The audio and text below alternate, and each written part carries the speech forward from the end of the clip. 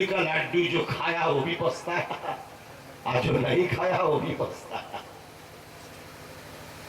ভগবানের নাম আমাদের হাতের সামনে গোবিন্দ কৃপা করে করুণা করে তার শ্রী নাম আমাদের দিয়েছে।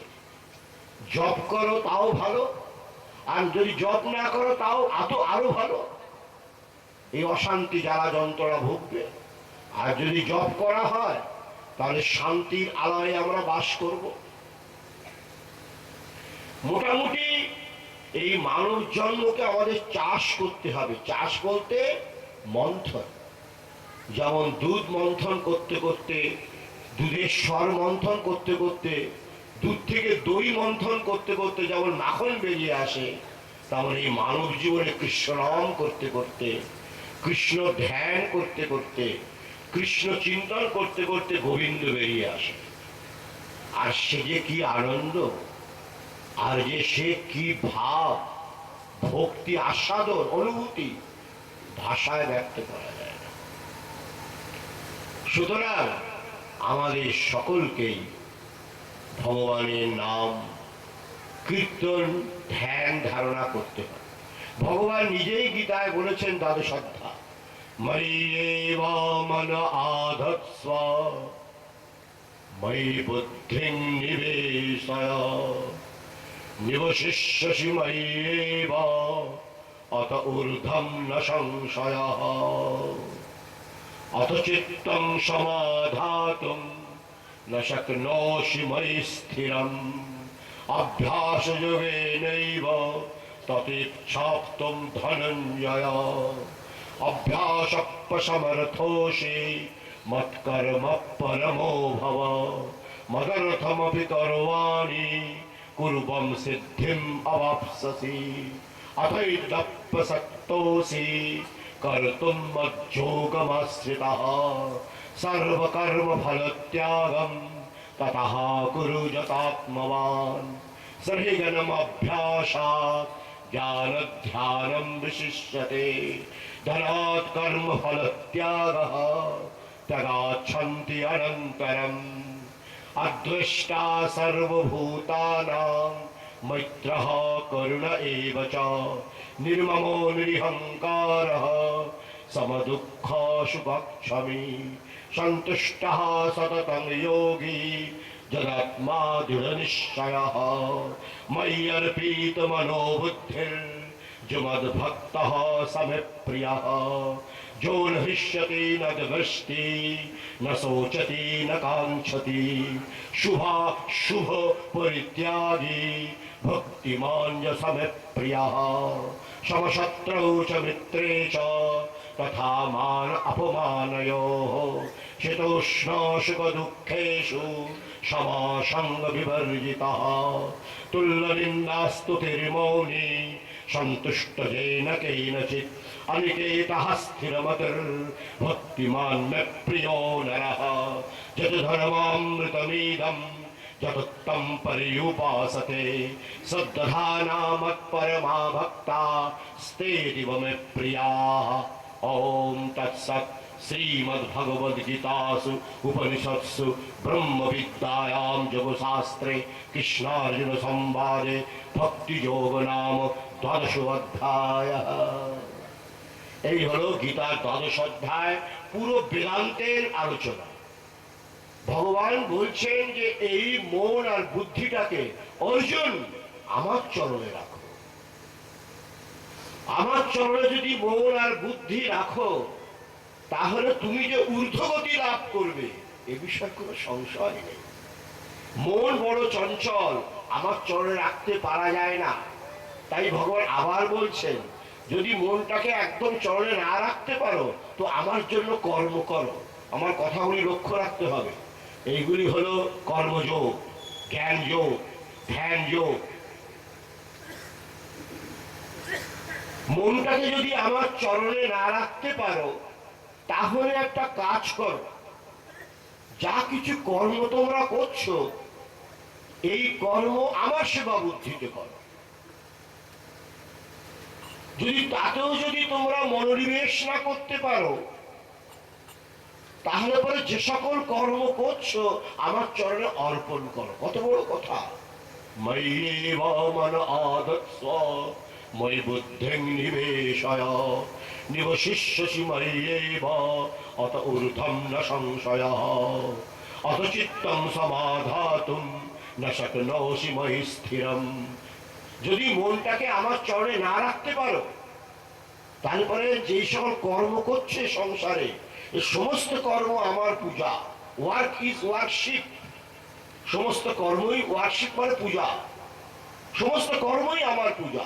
সে তুমি স্ত্রীর সেবাই করো, আর স্বামীর সেবাই করো, ছেলে মেয়ের সেবাই করো, সংসারে ঝাড়ুই দাও, আর নর্দমাই পরিষ্কার করো, বা সংসারে যাবতীয় কর্ম করো, অর্থ উপার্জন থেকে শুরু করে সবকিছু, এসব গোবিন্দেরই কাজ।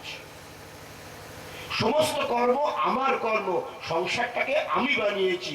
তোমাদের মধ্যে স্বামী স্ত্রী সম্পর্ক, এটা আমার কৃপাতেই হয়েছে। তোমাদের যে ছেলে মেয়ে, এ আমার কৃপাতেই হয়েছে। সুতরাং তাদের সেবা মানে আমার সেবা। এই ভগবত সেবা বুদ্ধিতে যদি সমস্ত কর্ম করো, মৎ কর্ম পরম ভব মদনথমপি করবাণি কুর্বম সিদ্ধিম অবাপ্স্যসি। এই দ্বাদশ অধ্যায় গীতা। যদি আমার জন্য কর্ম করো, সমস্ত কর্ম আমার, আর আমার প্রীতির জন্য যদি কর্ম করো, তাহলে সমস্ত কর্ম আর কর্ম হবে না, সেটা হয়ে যাবে নিষ্কাম কর্ম। গীতাতে তিনটে কর্ম আছে। একটি হলো অকর্ম, একটি হলো কর্ম, আর একটি হলো বিকর্ম। এগুলো বিশদ ব্যাখ্যা অবশ্য। সুতরাং ভগবান গীতায় বলছেন যে আমার জন্য কর্ম করো, সমস্ত কর্ম গোবিন্দে এইভাবে করো। আর তাতেও যদি তোমাদের মনোনিবেশ না হয়, তাহলে সমস্ত কর্মের ফল ত্যাগ করে দাও। মানে আমরা করি না, একটা কর্ম করি, তার ফলটা বেশ রিটার্ন আসবে, এটা চিন্তা করি না, বলে সেইগুলো আমার চরণে করে দাও। বা সর্বকর্ম ফল ত্যাগম, ভগবান বলছেন গীতায়, সমস্ত কর্মের ফল ত্যাগম মানে আমার চরণে অর্পণ করা। আর ত্যাগের দ্বারাই একমাত্র আমাকে পাওয়া যায় অর্জুন। শ্রীজনম অভ্যাস জ্ঞান ধ্যানম বিশিষ্যতে। অভ্যাস থেকে জ্ঞান বড়, জ্ঞান থেকে ধ্যান বড়, আর ধ্যান থেকে কর্মফল ত্যাগ বড়। আর কর্মফল ত্যাগের দ্বারা আমাকে পাওয়া যায়। মোটামুটি কথা হলো এই, যে আমাদের সকলকেই এই সংসারে আমরা এসেছি বহু জন্ম জন্মান্তরে সৌভাগ্যের ফলে, সাধন ফলে, তপস্যার ফলে, সুকৃতির ফলে এই মানব জন্মে আমরা এসেছি। পুনরায় এই মানব জন্ম আমাদের হবে কি হবে না, তার কোনো কিন্তু কোন প্রমাণ বা স্থিরতা নেই। সুতরাং গীতা নির্দিষ্ট পন্থা অবলম্বনে, ভাগবতের কথা অবলম্বনে আমাদের সৎকর্ম করে যেতে হবে। সৎকর্ম তাকেই বলা হয় গোবিন্দ বিষয়ক কর্ম। সবকিছুর মধ্যে ভগবানকে চিন্তা করা। একবার ভাগবতে একটা শ্লোক আসে, ভাগবতে একটা ঘটনা আছে, ঘটনা তো সহস্র। যে তোমরা গৃহী মানুষ, যারা গৃহী মানুষ তাদের জন্য, গৃহীদের জন্য ভগবানের কৃপা অজস্র ধারায় বর্ষিত। সাংসারিক জীব, অল্প আয়ু জীব, ক্ষীণ শক্তি জীব, অন্নগত জীব, অল্পায়ু জীব। আমাদের জীবন কি মাত্র 60 কি 70 বছর, তারপরে ভাত না খেয়ে থাকতে পারি না, তারপর নানা রকম নোংরা খাবার না খেলে থাকতে পারি না। আমাদের মতি গতি সমর্পণ কিছুই নেই। ভগবানের নাম করারও সময় নেই। গুরুদেব মন্ত্র জপ আর কি করব, নিঃশ্বাস প্রশ্বাস ফেলার সময় নেই। এইদিকে বাড়িতে টিভি দেখা হচ্ছে, বউয়ের সাথে কথা বলা হচ্ছে, নানা রকম নোংরা চিন্তা হচ্ছে, চাকরিতে ওভার টাইম হচ্ছে, মানে 6টা to 6টা, আবার ওভার টাইম 10টা, সবকিছুই হচ্ছে, কিন্তু গোবিন্দের নাম যখন হয় না তখন নিঃশ্বাস প্রশ্বাস করার সময় থাকে না। এইরকম মানে অপদার্থ আমরা। সুতরাং গোবিন্দের কৃপাটা হবে কোত্থেকে? जिंदगी में फुर्सत न मिलेगी कभी काम से, कुछ समय ऐसा निकालो प्रेम कर लो श्री राम से। जिंदगी में फुर्सत न मिलेगी कभी काम से, कुछ समय ऐसा निकालो प्रेम कर लो श्री राम श्याम से। राम राम तो करता है আমাদের শ্যাম, রামও আছে শ্যামও আছে, দুটো নিয়ে চলতে হবে। সময় পাবে না, আজে বাজে কথা সময় আছে, বউয়ের সাথে কথা বলার সময় আছে, মিথ্যা কথা বলার সময় আছে, নোংরামি করার সময় আছে, কিন্তু গোবিন্দের জন্য সময় বের করা যায়। গোবিন্দ বলেছেন, আমার জন্য যদি একটু সময় বের করো, আমি তোমার জন্য এতখানি সময় বের করব। কিন্তু আমার জন্য সময় বের করতে হবে। ভগবান বারবার গীতায় বলছেন, গীতার অর্থ বোঝো? গীতার অর্থ হল গীতা মানে ত্যাগের আদর্শ। রামকৃষ্ণদেব বলতেন, গীতা মানে যে ত্যাগী সেই গীতাকে বোঝে, ভোগীরা গীতাকে বোঝে না। যে ভোগী সে হয় রোগী, যে ত্যাগী সে হয় যোগী, আর যে যোগী সে হয় ত্যাগী। সুতরাং সমস্ত শাস্ত্রের সারাংশ হলো কিছু আমাদের দিতে হবে, কিছু সময় বের করতে হবে। যেই সময় বের করবে সেই নানান ঝঞ্ঝাট আসবে। ভগবানের নাম করতে গেলে উৎপাত হয়। যাচ্ছি সৎসঙ্গে, স্ত্রী বলছে দাঁড়াও আজকে মশলা আসেনি, কালকে রান্না হবে না। বাস, আর কইতাম পারতাম না, হয়ে গেল। ওইদিকে সৎসঙ্গ ছুটে গেল। একটা একটা বাধা বিঘ্ন আসবেই। আমরা পৃথিবী ঘোরা লোক, সমস্ত দেশ বিদেশ ঘুরে বেড়াচ্ছি, অশান্তির চরম বইছে, আগুন জ্বলছে সব জায়গায়। তারপরে তো উপর দেওয়া মোদির আক্রমণ। সুতরাং মানে কোথাও শান্তি নেই। আসল কথা হলো এই, কিছু আমাদের দিতে হবে। মানব জন্মটাই মানে ঈশ্বরকে দেওয়া। মানব জীবন মানে নিবেদন, মানব জীবন মানে বিসর্জন, মানব জীবন মানে সমর্পণ। মানব জীবনটাই আমরা পেয়েছি গোবিন্দের চরণে কিছু দেওয়ার জন্য। পশু জীবনে কিছু দেওয়া যায় না, গরু গাধা জীবনে কিছুই দেওয়া যায় না। তখন আমরা নিজেরাই বুঝি না আমরা কি। অন্যান্য তির্যক জনিতে, নিম্ন জনিতে বোঝা যায় না, কিন্তু মানব জনি এমন একটা জনি, যেই জনির অর্থই হলো এই যে গোবিন্দকে কিছু দাও, যার থেকে নিয়ে এসছো তাকে কিছু দাও।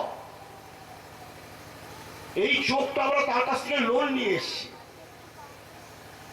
এই কানটাও তার কাছ থেকে লোন নিয়ে এসছি, যেটা গতকাল বলছিলাম। এই শরীরের সবকিছু আমরা তার কাছ থেকে নিয়ে এসছি। গোবিন্দ, হ্যাঁ বলো, আমাকে দাও, নেও, আমার কথা মনে রাখিস কিন্তু। হ্যাঁ রাখতাম, পরে টাটা টাটা আর যাইতাম না। ভাগবত পড়ে দেখো, যখন ভাগবতে আমরা মাতৃগর্ভে থাকি, তখন আমরা ভগবানের কৃপায় সব দেখতে পাই। কোন জন্মে গরু ছিলাম, ভেড়া ছিলাম, ছাগল ছিলাম, টিকটিকি ছিলাম, সাপ ছিলাম, সব দেখতে পাই আমরা। আর দেখে ভয়ে ভীত হয়ে সন্ত্রস্ত হয়ে শরণাগত কিঙ্কর ভীত মনে গুরুদেব দয়া কর দীন জনে ভব সাগর তারণ কারণ হে রবি নন্দন বন্ধন খণ্ডন হে শরণাগত কিঙ্কর ভীত মনে গুরুদেব দয়া কর দীন জনে। যখন মাতৃগর্ভে আমরা থাকি, ভাগবত তার বলছেন, তখন ভগবানের কৃপায় আমরা সব দেখতে পাই। কোন জন্মে গরু, ভেড়া, ছাগল, কুকুর, এখন জঘন্য জঘন্য জন্মে সব দেখতে পাই। আর কি দুঃখ, কি কষ্ট আমাদের হয়, সেটা ভাষায় ব্যক্ত করা যায় না। ঋষিরা, যোগীরা, মহাপুরুষগণ তারা দিব্য দৃষ্টিতে সব দেখে, দেখে তারা ভাগবতে লিখে গিয়েছে। তখন আমরা ভয়ে ভগবানের কাছে প্রার্থনা করি, প্রভু আর যেন কুকুর বিড়াল জন্ম না হয়, এই মানব জন্ম দিয়েছ, আর মানব জন্ম সম্পূর্ণ যেন তোমার চরণে সমর্পণ করতে পারি, আর তোমার নাম কীর্তন করে জীবনের অমূল্য সময়গুলিকে অতিবাহিত করতে পারি। গোবিন্দের চরণে প্রার্থনা, এ কথা ভাগবতে আছে। আর ভগবান আমাদের প্রার্থনা সন্তুষ্ট হয়ে যায়। সন্তুষ্ট বলা ঠিক আছে, যা আমার নাম করবি তো, করতাম, করব। তারপর কি হচ্ছে, তথাপি মমতাবর্তে মোহবর্তে নিপাতিতা মহামায়া প্রভাবেন সংসার স্থিতিকারিণা। আমরা ভূমিষ্ঠ হয়েই এই মহামায়ার চক্করে পড়ে সংসারের মায়ামোহের মধ্যে লিপ্ত হয়ে যায়। ভগবানের কাছে কি বলে এসছিলাম সেসব কিচ্ছু খেয়াল আমাদের থাকে না, কিচ্ছু খেয়াল থাকে না। এমনকি ভগবানের নাম করার আমাদের সময়ই থাকে না, আজে বাজে নোংরা আলোচনা করার সময় থাকে, কিন্তু গোবিন্দ আলোচনা করার সময় থাকে না। অথচ কি বলে এসছিলাম, যে তোমার নাম করব, তুমি চোখ দিয়েছো, কান দিয়েছো, নাক দিয়েছো, শরীর দিয়েছো, সবকিছু তোমারই দেওয়া আর তোমারই কেড়ে নেওয়া। ভগবানই কিন্তু সব দিয়েছেন, আবার সময় মতো সব কেড়ে নিয়ে যাবেন। তোমাদের যৌবন, সংসার, ছেলে মেয়ে কিচ্ছুই থাকবে না। সময় মতো দিয়েছেন, সময় মতো সব কেড়ে নিয়ে নেবেন। তারই দেওয়া, তারই কেড়ে নেওয়া। চিন্তা করো, সবই যখন তিনি, তখন তাকে স্মরণ, তার মনন, তার ধ্যান চিন্তন আমরা কেন করবো না? এই সুবর্ণ সুযোগ একমাত্র মানব জন্মে গোবিন্দ আমাদের দিয়েছে, আর কোনো জন্মে সুবর্ণ সুযোগ পাওয়া যায় না। ভগবানের শ্রীনাম জপ করা, গুরুর মন্ত্র নেওয়া, তার ধ্যান ধারণা করার যে সুযোগ, একমাত্র মানব জন্ম ছাড়া আর কোনো জন্মে এই সুযোগ নেই। এই জন্য মানব জন্মকে বলে গেটওয়ে অফ বৈকুণ্ঠ, বৈকুণ্ঠের দ্বার।